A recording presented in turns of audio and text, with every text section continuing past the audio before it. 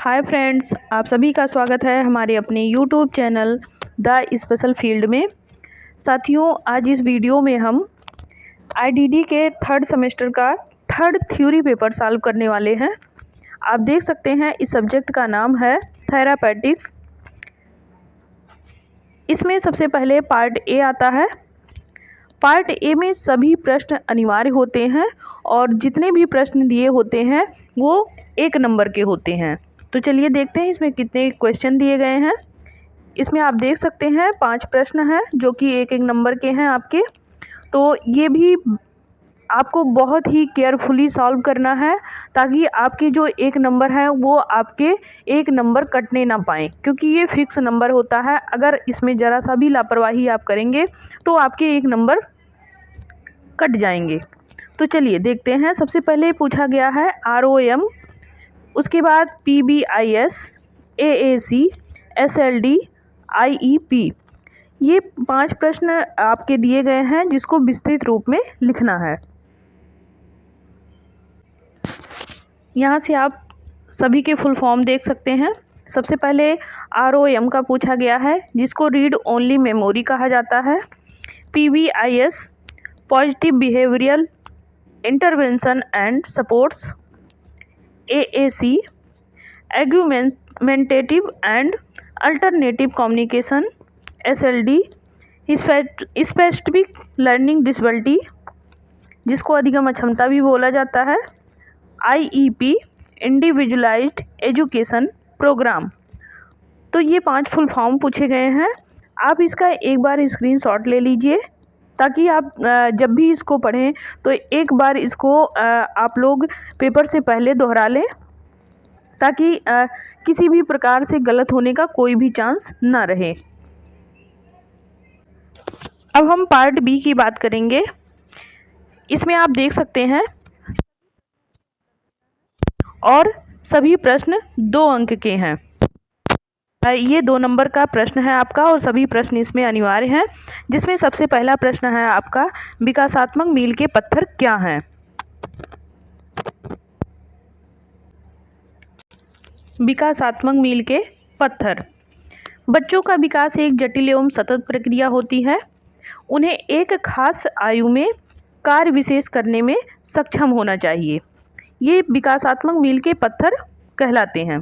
यानी कि जो बच्चे विकास कर रहे होते हैं उनमें बहुत सारी विकास करने के दौरान समस्याएं उत्पन्न होती हैं, बहुत सारी बाधाएं आती हैं। उन्हीं बाधाओं को क्या बोलते हैं? विकासात्मक मील के पत्थर। एक माता या माता होने के नाते यह समझना महत्वपूर्ण होता है कि कोई भी 2 बच्चे एक समान एक रूप से विकसित नहीं होते हैं। यानी कि यदि किसी माता पिता के अगर 2 बच्चे हैं तो दोनों बच्चों का जो विकास होता है कभी भी एक जैसा नहीं होता है और उनका कोई भी चीज़ एक दूसरे से मैच नहीं करता है। ना तो उनका रंग रूप, ना ही उनकी कोई भावनाएं, इच्छाएं और ना ही उनके आंतरिक मन की, मतलब किसी भी प्रकार से वो एक दूसरे से मैच नहीं करेंगे। और उनके इस विकास के दौरान उनको बहुत सारी बाधाओं का सामना करना पड़ेगा। वही जो सामना कर रहे होंगे जिन बाधाओं से, वो बाधाएं क्या कहलाएंगी? विकासात्मक मील के पत्थर। नेक्स्ट क्वेश्चन है हमारा, संवेदी प्रसंस्करण विचार क्या है? आप देख सकते हैं संवेदी प्रसंस्करण विकार। संवेदी प्रसंस्करण विकार वाले बच्चों को इंद्रियों से जानकारी संसाधित करने में समस्या होती है। इससे उनके लिए उस जानकारी का सही तरीके से जवाब देना कठिन हो जाता है। इंद्रियों में स्पर्श, गति, गंध, स्वाद, दृष्टि और श्रवण शामिल होता है।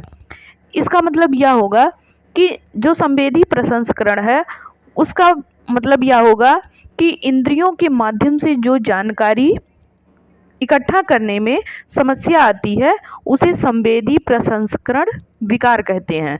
जैसे कि हम इंद्रियों के माध्यम से देखते हैं, स्पर्श करते हैं, चलने का प्रयास करते हैं या चलते हैं, गंध महसूस करते हैं, स्वाद चखते हैं, कानों से सुनते हैं, ये सारी जो प्रक्रियाएं हम करते हैं वो अपनी इंद्रियों के माध्यम से करते हैं, और इंद्रियों के माध्यम से ही हम बहुत सारी चीज़ों को सीखते या महसूस करते हैं।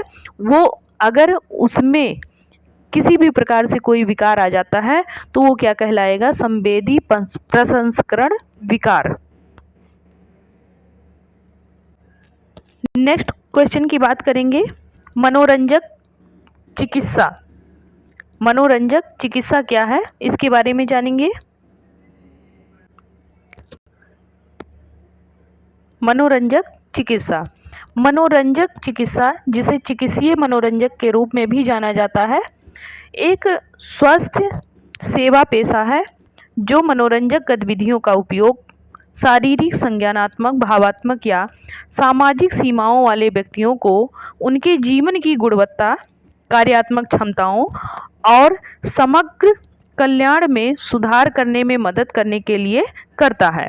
यानी कि ये ऐसी चिकित्सा है जिसमें व्यक्ति का जो स्वास्थ्य पेशा होता है, या कह लीजिए जो डॉक्टर होते हैं, उनका क्या कार्य होता है कि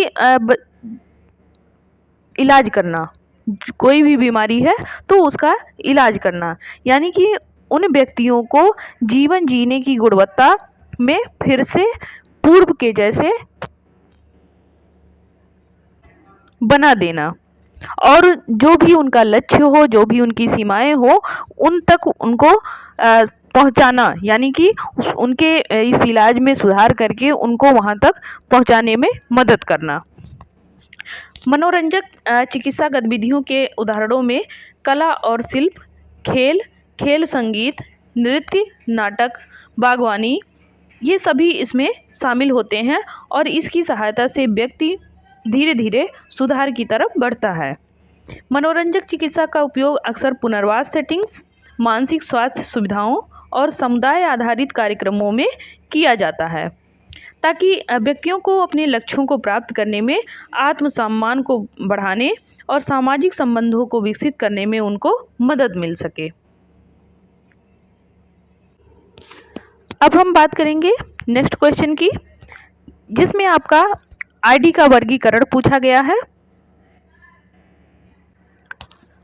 आप देख सकते हैं आईडी बच्चों का वर्गीकरण। इसमें बुद्धि लब्धि देखी जाती है और बुद्धि का स्तर देखा जाता है।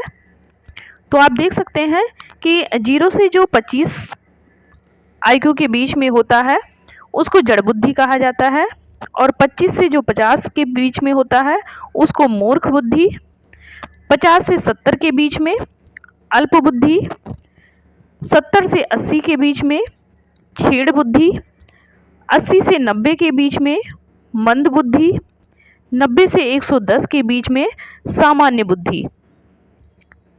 अब आप कमेंट करके बताएंगे कि आप किस बुद्धि की श्रेणी में आते हैं।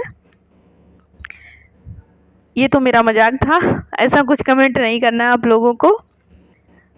चलिए आगे बढ़ते हैं। 110 से 120 ये आपका श्रेष्ठ बुद्धि, 120 से 140 अल्प श्रेष्ठ बुद्धि, 140 से अधिक ये आपका प्रतिभाशाली में गिना जाता है।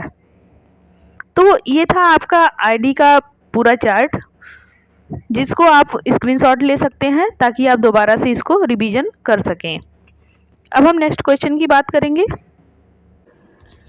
नेक्स्ट क्वेश्चन है हमारा संचार सहायता और उपकरण।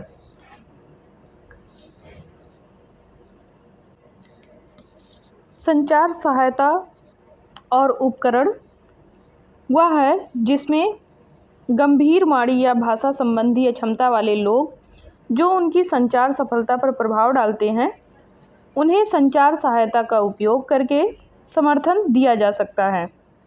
संचार उपकरण को जन, दृश्य और इलेक्ट्रॉनिक मीडिया जैसे special media, radio, internet, general वेबसाइटों के रूप में वर्णित भी किया जा सकता है, जो प्रतिभागियों को एजेंडा और समाचार के बारे में जानकारी प्रदान करते हैं। अब हम बात करेंगे पार्ट सी की। पार्ट सी में आप देख सकते हैं किन्हीं 4 प्रश्नों के उत्तर देने होते हैं। प्रत्येक जो प्रश्न होता है वो 5 अंक का होता है, जिसमें आप देख सकते हैं कि इसमें आपके जो 4 प्रश्न करने हैं उसके लिए 6 प्रश्न दिए गए होते हैं। इन्हीं 6 प्रश्न में से आपको कोई 5 प्रश्न करना होता है। इसमें 4 ही क्वेश्चन सॉल्व करने हैं। तो सबसे पहले हम देखेंगे इसमें कि कौन सा क्वेश्चन हम सॉल्व कर सकते हैं। तो इसमें आपका ये तीसरा क्वेश्चन देख सकते हैं कि कक्षा कक्ष में व्यवहार संबंधी समस्याओं का प्रबंधन कैसे किया जाता है। तो चलिए स्टार्ट करते हैं। व्यवहार संबंधी समस्याओं का प्रबंधन। कुछ नियंत्रण तकनीकें जो कक्षा कक्ष में व्यवहार संबंधी समस्याओं के प्रबंधन में प्रभावी सिद्ध हुई हैं, वे हैं संकेत, जैसे कि ओठों पर उंगली रखना, त्योरी चढ़ाना या शिक्षक का नापसंदी से सिर हिलाना। ये सब विद्यार्थियों को शांतिपूर्वक वापस उनके काम पर लगाने के लिए मदद करता है। शिक्षक कक्षा व्यवहार संबंधी अपेक्षाओं पर दोबारा गौर करके और उन्हें सुदृढ़ करके अनुचित व्यवहार की घटना को कम कर सकते हैं। छात्रों की आवश्यकताओं को पूरा करने के लिए कक्षा के माहौल, कार्यक्रम या सीखने की गतिविधियों को पुनर्व्यवस्थित करना या फिर छात्र सहभागिता और ऑन टास्क की उच्च दर को बढ़ावा देने के लिए निर्देश को व्यवस्थित रूप से अपनाना। यानी कि यदि ये सारे तरीके आप करते हैं तो व्यवहार संबंधी जो समस्याएं उत्पन्न होती हैं उसको आप अच्छे से मैनेज कर सकते हैं। यानी कि जो शिक्षक है उस शिक्षक के नापसंदी में अगर आप सिर हिला रहे हैं तो ये सब विद्यार्थियों को शांतपूर्वक ही करना चाहिए। और जो शिक्षक होता है वो शिक्षक चाहे तो बच्चों को शांति ढंग से किसी भी काम में लगाने के लिए कोई भी तरीके से उसको उसमें अच्छे से लगा सकता है, उस काम को करा सकता है उनसे। और उनसे अगर व्यवहार संबंधी कोई अपेक्षाएं रख रहा है तो उनको सुदृढ़ करने के लिए क्या करना होता है कि उनके सामने कोई ऐसी घटनाओं का वर्णन करे जिससे वो उसको ध्यानपूर्वक सुनते हुए अपने उस जीवन में उसको उतार सके। नेक्स्ट क्वेश्चन है हमारा, कक्षा की गतिविधि में मनोरंजन चिकित्सा को शामिल करने की रणनीतियां क्या हैं।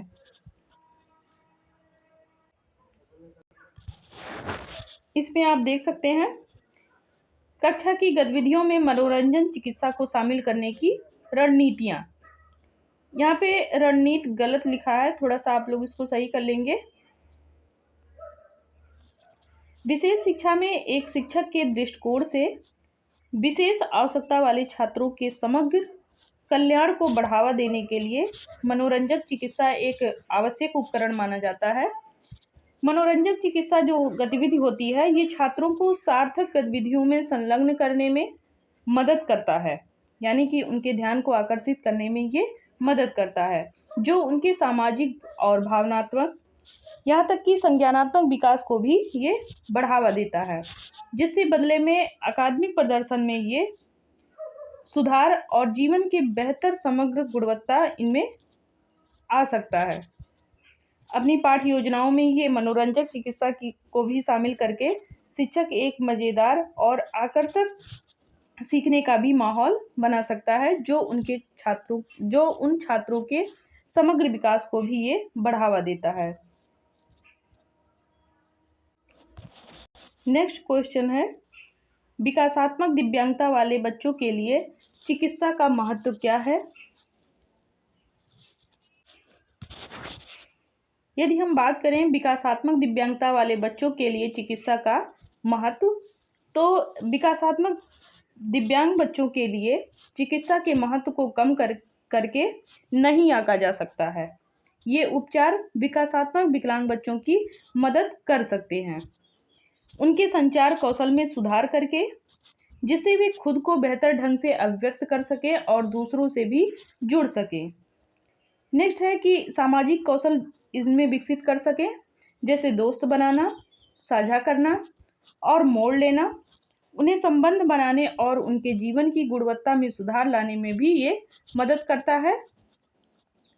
शारीरिक शक्ति और समन्वय का निर्माण करने, जिससे वे उन गतिविधियों में भाग ले सकें जो अन्यथा करने में असमर्थ हो सकते हैं। पढ़ने लिखने और गणित जैसे शैक्षिक कौशल में सुधार करके, जिससे उन्हें स्कूल और उसके बाद भी सफल होने में मदद मिल सके। पार्ट सी में हमें 4 क्वेश्चन सॉल्व करने हैं, जिसमें से हम लोगों ने 3 सॉल्व कर लिया है। चौथा क्वेश्चन है हमारा, विकासात्मक दिव्यांगता वाले बच्चों की शिक्षा में योग चिकित्सा की भूमिका क्या होनी चाहिए।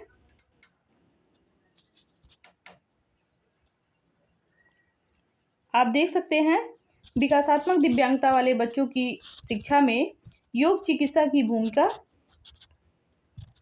इस क्षेत्र में विशेषज्ञता प्राप्त करने में रुचि रखने वाले योग चिकित्सक के लिए योग की अपनी परिभाषा और आपके इरादों के बारे में बहुत स्पष्ट होना मददगार हो सकता है। आप क्या सिखा रहे हैं और क्यों, इन सवालों को आपके काम की नींव बनानी चाहिए और आपको अपने छात्रों के लिए क्या सही है, यह सिखाने के साथ में उन्हें जोड़े रखना चाहिए।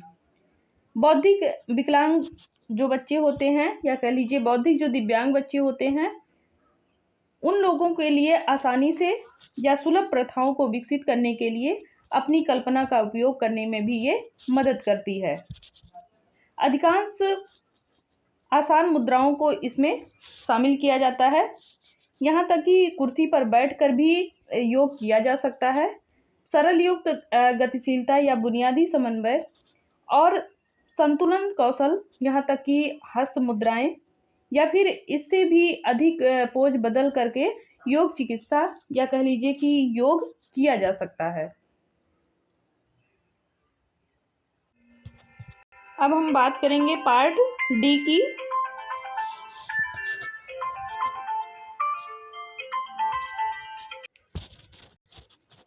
पार्ट डी में आपके 2 क्वेश्चन दिए होते हैं, इनमें से कोई एक ही क्वेश्चन करना होता है जो कि आपका 10 नंबर का होता है। तो चलिए देखते हैं इसमें से कौन सा प्रश्न हम सॉल्व कर सकते हैं। पहला प्रश्न है, बौद्धिक अक्षमता आरडी वाले छात्रों के लिए वाक और भाषा हस्तक्षेप के लिए प्रभावी तकनीक और रणनीतियों का वर्णन करें। संचार विकास में सहायता के लिए विशेष शिक्षा कक्षा में इस हस्तक्षेप को कैसे शामिल कर सकते हैं। दूसरा क्वेश्चन है हमारा कि एएसडी वाले व्यक्तियों में संवेदी प्रसंस्करण और मोटर कौशल के विकास के महत्व को समझाएं। विशेष शिक्षक कक्षा कक्ष में इन क्षेत्रों का समर्थन करने के लिए रणनीतियों को कैसे हम शामिल कर सकते हैं। तो आप देख सकते हैं, इन दोनों क्वेश्चन में से जो आपको आसान लगे आप वो क्वेश्चन यहाँ से सॉल्व कर सकते हैं। तो इसमें से हम दूसरा क्वेश्चन सॉल्व करने वाले हैं, एएसडी वाले व्यक्तियों में संवेदी प्रसंस्करण और मोटर कौशल के विकास के महत्व को कैसे समझाएं और फिर विशेष शिक्षक कक्षा कक्ष में इन क्षेत्रों का समर्थन करने के लिए रणनीतियों को कैसे हम शामिल कर सकते हैं। आप देख सकते हैं ये हमारा पार्ट डी है। और एएसडी वाले व्यक्तियों में संवेदी प्रसंस्करण और मोटर कौशल का विकास। ऑटिज्म स्पेक्ट्रम डिसऑर्डर एक न्यूरो डेवलपमेंटल डिसऑर्डर है जो कि संचार, सामाजिक संपर्क और व्यवहार को प्रभावित करता है। एएसडी की सामान्य विशेषताओं में से एक संवेदी प्रसंस्करण और मोटर कौशल के विकास में भी कठिनाई आती है। संवेदी प्रसंस्करण से तात्पर्य है कि मस्तिष्क पर्यावरण से प्राप्त संवेदी सूचनाओं को कैसे संशोधित और इसकी व्याख्या किया जा सकता है। एएसडी वाले लोगों में संवेदी प्रसंस्करण के मुद्दे आम पाए जाते हैं और यह प्रभावित भी इनको अधिक करता है कि वे विभिन्न उत्तेजनाओं को कैसे जवाब देते हैं। यानी कि उनके सामने यदि कोई क्वेश्चन किया जाए उस पर वो कैसे उत्तेजित होते हैं। जैसे कि मान लें एएसडी वाले कुछ व्यक्ति ध्वनियों और रोशनी या फिर बनावट के प्रति अधिक संवेदनशील हो जाते हैं, जबकि अन्य अति संवेदनशील भी हो सकते हैं और प्रतिक्रिया दर्ज करने के लिए अधिक तीव्र उत्तेजना की भी आवश्यकता होती है। इसमें मोटर कौशल शरीर के आंदोलनों को नियंत्रित करने और समन्वय करने की जो क्षमता है, जिसमें ठीक मोटर कौशल जैसे बर्तन या लेखन का उपयोग करना और सकल मोटर कौशल जैसे कि दौड़ना या कूदना इसमें शामिल होता है। ASD वाले बच्चों में मोटर कौशल विकास में देरी हो सकती है और उन्हें रेंगने, चलने या बाइक चलाने जैसे कौशल भी वे हासिल करने में अधिक समय ले सकते हैं। अंत में ASD वाले व्यक्तियों में संवेदी प्रसंस्करण और मोटर कौशल का जो विकास होता है, इसके दो महत्वपूर्ण क्षेत्र हैं, जिसमें अनुकूलित हस्तक्षेपों के माध्यम से इन क्षेत्रों को संशोधित करने से व्यक्ति के जीवन की जो गुणवत्ता होती है या दैनिक गतिविधि होती है, इनमें भाग लेने में ये महत्वपूर्ण अपनी भूमिका भी निभाते हैं। साथ में इनमें कुछ ना कुछ सुधार देखने को मिलता है। तो ये आपका लास्ट क्वेश्चन था, आप यहाँ से देख सकते हैं। यदि आपको ये क्वेश्चन समझ में आ रहे हैं तो आप इसका बेहतर ढंग से उत्तर लिख सकते हैं और आप इन पेपरों को जो सॉल्व कराया जा रहा है, इसको बेहतर ढंग से पढ़ें।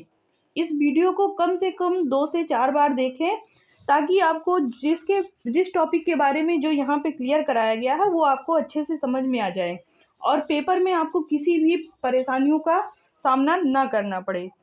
और कहीं भी यदि आप लोगों को समझ में नहीं आ रहा है या कहीं आपको कोई क्वेश्चन अन्य सॉल्व करने में समस्याएं आ रही हैं, तो आप कमेंट बॉक्स में डालें, उसकी यहाँ पे पूर्ण रूप से समस्या का समाधान यहाँ पे किया जाएगा। साथ ही साथ आप यदि कोई और पेपर रखे हैं जो कि अभी तक सॉल्व नहीं कर पाए हैं, तो आप वो पेपर हमें भेज भी सकते हैं और उन पेपरों को सॉल्व करा दिया जाएगा।